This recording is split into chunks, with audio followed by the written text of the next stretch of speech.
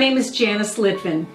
I'm on a mission to help organizations get their people healthy, happy, and productive at work. Why am I doing this work? Because I myself was unhealthy, unhappy, and after several years, I have figured out ways to overcome these challenges. And I love helping other people find their motivation for behavior change. So today, I'm talking about emotional intelligence. Why am I talking about it? Because without it, you cannot manage yourself or your teams effectively in an organization. Also, according to the World Economic Forum Future of Jobs report, emotional intelligence will be more critical than technical skills in 2020 and on in the decade. Furthermore, according to the Harvard Business Review, one company with a critical mass of emotional intelligence at the leadership level outperformed yearly earning goals by 20%. So let's jump right in. You've probably seen a lot of articles about emotional intelligence lately, and my information comes from a couple of sources: Harvard Business Review and Association for Talent Development, incorporated with my own experience. So what exactly is emotional intelligence? Well, it's composed of 5 skill sets: self-awareness, self-regulation, motivation, empathy, and social skills. Let's start with the first one, self-awareness. As the name implies, it means knowing your own strengths and weaknesses, your drives, your value, and your impact on other people. Let me give you an example. A software engineering manager knows that interruptions will impact his schedule throughout the day. So what does he do? He schedules in those interruptions as blocks of time on his calendar. Number 2 is self-regulation, which means controlling disruptive impulses, emotions, and moods. Here's an example. A sales team comes back from a big important sales call where they lost the deal. What does the manager do?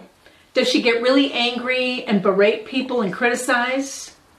Or does she sit down with them, engage in her logical mind, and take a look at what happened, what were the steps leading up to the loss, and what they can do in the future? The third skill is motivation. In this context, it means being driven to achieve for the sake of achievement. I call that intrinsic motivation, as opposed to being motivated by external factors like salary. You have a passion for your work and a commitment to the organization. So here's an example. Let's say you have a major setback or defeat, but rather than letting negativity and self-doubt get you down, you stay focused on the future and keep an optimistic point of view. The fourth piece of emotional intelligence is empathy, which means understanding other people's feelings really deeply, really feeling the other person's feelings, being a good listener and really understanding them. It means thoughtfully considering their feelings while making your business decisions. Here's an example of empathy. A manager notices that someone on her team just doesn't seem himself. He seems a little moody and his work is beginning to suffer. So how does she handle that? The best way is to take him aside and sit and talk privately and say, "Hey Joe, I notice your work is suffering and I notice you just don't seem yourself lately. Is there someone you'd like to talk to at work? You can talk to me, you can talk to HR, you can talk to EAP, or we can try to help you by changing your schedule, or even if you need to go out on disability for a short period of time." But she keeps an empathetic, kind, listening ear. The fifth skill is social skills. As the name implies, it has to do with managing your relationships and building rapport with other people so you can influence them to your point of view. You are persuasive, you have an extensive network, and you can lead change. Here's an example of social skills. Let's say a manager in her department wants to set up a wellness group. So she gathers people together to create an informal group which gets people moving more, eating right, and practicing mindfulness. She gets other managers together to do the same in their group, and then after a period of time, they gather their data and their statistics and present it to upper management, showing the enhanced productivity, reduced absenteeism, and how much happier their employees are. And they effect change. So just to reiterate, we talked about the 5 skills of emotional intelligence: self-awareness, self-regulation, motivation, empathy, and social skills. Now, these skills come naturally to some people, but not everybody. And even if you do think you're very skilled in emotional intelligence, nobody's perfect. We all make mistakes. Sometimes we say something we wish we hadn't, or we use the wrong tone of voice. So why is emotional intelligence important? Because in order to manage your teams, you must realize that your people are not little machines on an assembly line. They're humans with human emotions. And you need to keep in mind that your people are your greatest asset. And without them, the organization would not thrive. And that to inspire and motivate them to be their best, you need to tap into their human desires and motivation.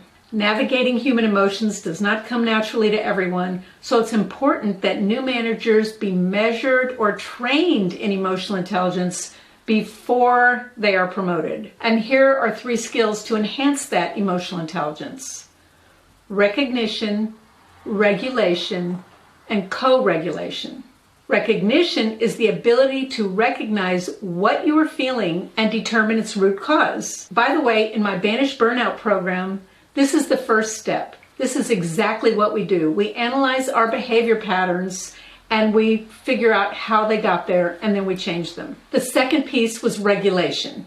That means when you are feeling out of sorts, you want to maintain your emotional equilibrium, keeping in mind how you want to be perceived. The third is co-regulation, which is your ability to regulate your emotion as you're supporting others. The main thing I want you to remember is that new skills do not happen overnight. They take awareness, education, and practice. If you need help working on your emotional intelligence skills, ask someone in your organization to get together and talk. Maybe set up a mastermind or approach your lean-in circle so that you can all improve. Thank you for watching. I'm Janice Litvin. If you found value in these ideas, please subscribe to my YouTube channel, visit my website, janicelitvin.com, and also please connect with me on LinkedIn. I'd love to know your thoughts. Thanks again.